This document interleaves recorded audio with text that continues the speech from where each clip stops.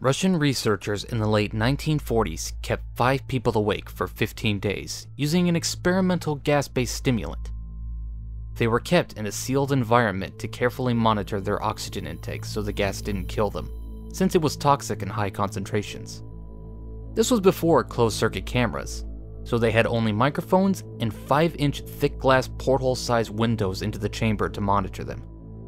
The chamber was stocked with books, cots to sleep in but no bedding, running water, a toilet, and enough dried food to last all 5 for over a month. The test subjects were political prisoners deemed enemies of the state during World War II. Everything was fine for the first 5 days. The subjects hardly complained, having been promised falsely that they would be freed if they submitted to the test and did not sleep for 30 days.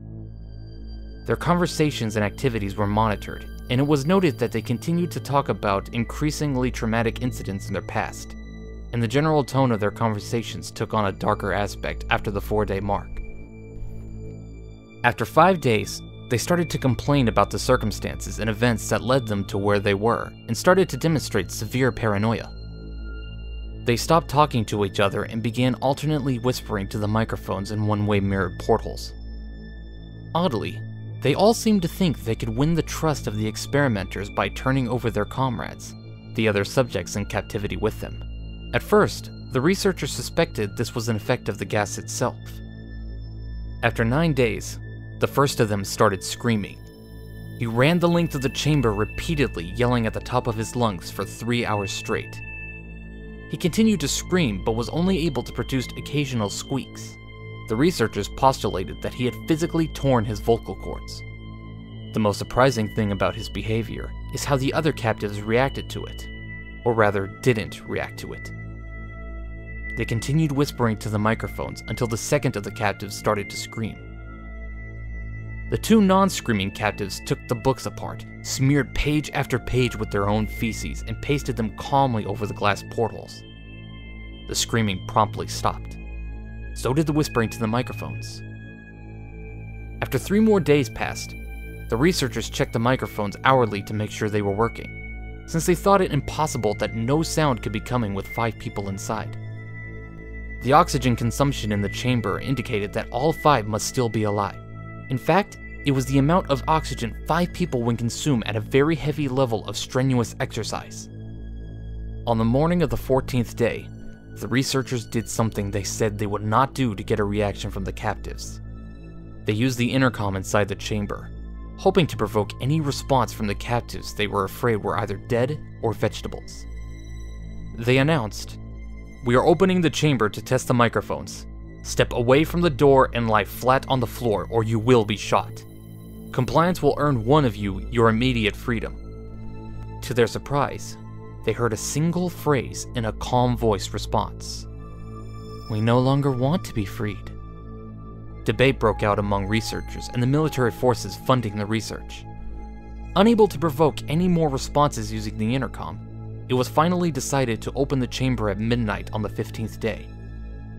The chamber was flushed of the stimulant gas and filled with fresh air, and immediately voices from the microphones began to object. 3 different voices began begging, as if pleading for the life of loved ones to turn the gas back on. The chamber was open and soldiers sent in to retrieve the test subjects. They began to scream louder than ever, and so did the soldiers when they saw what was inside. 4 of the 5 subjects were still alive, although no one could rightly call the state any of them in life.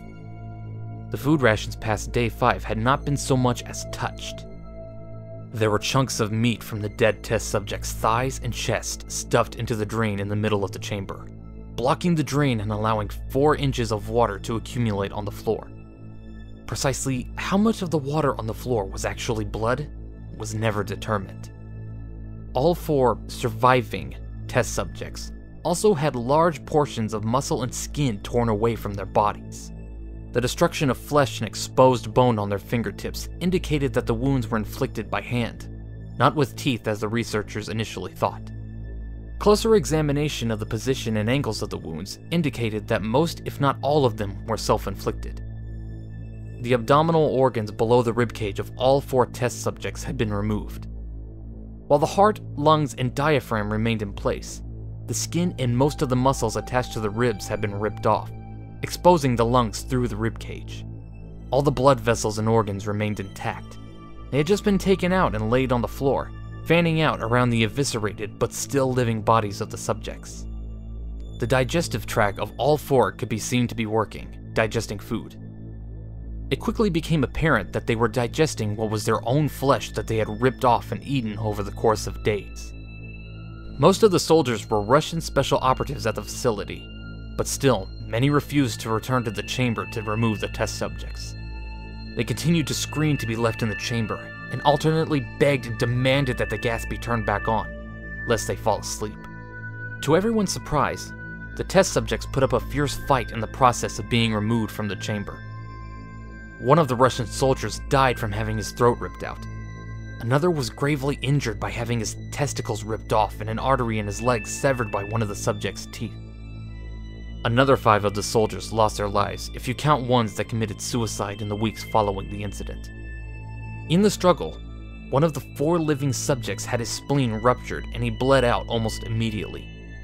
The medical researchers attempted to sedate him, but this proved impossible. He was injected with more than 10 times the human dose of a morphine derivative and still fought like a cornered animal, breaking the ribs and arm of one doctor. His heart was seen to beat for a full 2 minutes after he had bled out to the point there was more air in his vascular system than blood. Even after it stopped, he continued to scream and flail for another 3 minutes, struggling to attack anyone in reach and just repeating the word more over and over, weaker and weaker, until he finally fell silent. The surviving 3 test subjects were heavily restrained and moved to a medical facility. The 2 with intact vocal cords continuously begged for the gas, demanding to be kept awake. The most injured of the 3 was taken to the only surgical operating room that the facility had.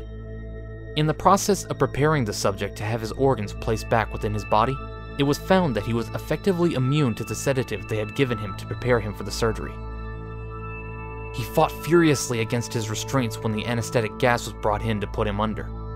He managed to tear most of the way through a 4-inch wide leather strap on one wrist, even through the weight of a 200-pound soldier holding that wrist as well. It took only a little more anesthetic than normal to put him under. In the instant his eyelids fluttered and closed, his heart stopped. In the autopsy of the test subject that died on the operating table, it was found that his blood had tripled the normal level of oxygen. His muscles that were still attached to his skeleton were badly torn, and he had broken 9 bones in his struggle to not be subdued. Most of them were from the force his own muscles had exerted on them. The second survivor had been the first of the group of 5 to start screaming. His vocal cords destroyed, he was unable to beg or object to surgery, and he only reacted by shaking his head violently in disapproval when the anesthetic gas was brought near him. He shook his head yes when someone suggested, reluctantly, they tried the surgery without anesthetic, and did not react for the entire 6-hour procedure of replacing his abdominal organs and attempting to cover them with what remained of his skin. The surgeon presiding stated repeatedly that it should not be medically possible for the patient to still be alive. One terrified nurse assisting the surgery stated that she had seen the patient's mouth curl into a smile several times whenever his eyes met hers. When the surgery ended, the subject looked at the surgeon and began to wheeze loudly, attempting to talk while struggling. Assuming this must be something of drastic importance, the surgeon had a pen and pad fetched so that the patient could write his message. It was simple: keep cutting. The other 2 test subjects were given the same surgery, both without anesthetic as well, although they had to be injected with a paralytic for the duration of the operation. The surgeon found it impossible to perform the operation while the patients laughed continuously. Once paralyzed, the subjects could only follow the attending researchers with their eyes. The paralytic cleared their system in an abnormally short period of time, and they were soon trying to escape their bonds. The moment they could speak, they were again asking for the stimulant gas. The researchers tried asking why they had injured themselves, why they had ripped out their own guts, and why they wanted to be given the gas again. Only one response was given: I must remain awake. All 3 subjects' restraints were reinforced, and they were placed back into the chamber awaiting determination as to what should be done with them. The researchers, facing the wrath of their military benefactors for having failed the stated goals of their project, considered euthanizing the surviving subjects.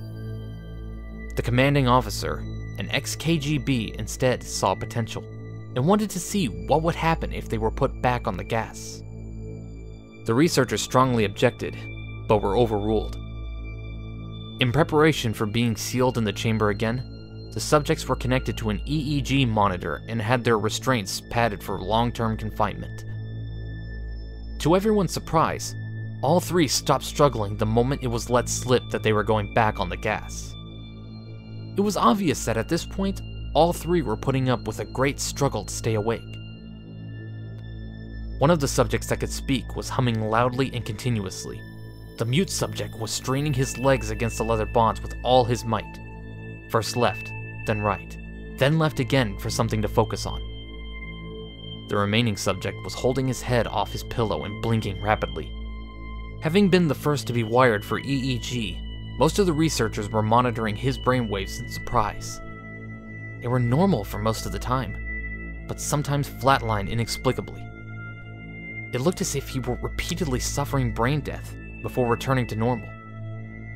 As they focused on papers scrolling out of the brainwave monitor, only one nurse saw his eyes slip shut at the same moment his head hit the pillow.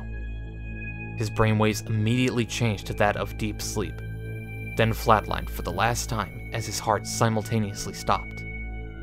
The only remaining subject that could speak started screaming to be sealed in now. His brainwaves showed the same flatlines as one who had just died from falling asleep. The commander gave the order to seal the chamber with both subjects inside, as well as 3 researchers. One of the named 3 immediately drew his gun and shot the commander point blank between the eyes, then turned the gun on the mute subject and blew his brains out as well. He pointed his gun at the remaining subject, still restrained to a bed, as the remaining members of the medical and research team fled the room. "I won't be locked in here with these things! Not with you!" he screamed at the man strapped to the table. "What are you?" he demanded. "I must know!" The subject smiled. "Have you forgotten so easily?" the subject asked. "We are you. We are the madness that lurks within you all, begging to be free at every moment in your deepest animal mind. We are what you hide from in your beds every night. We are what you sedate into silence and paralyze when you go to the nocturnal haven where we cannot tread." The researcher paused, then aimed at the subject's heart and fired. The EEG flatlined as the subject weakly choked out, "So nearly free."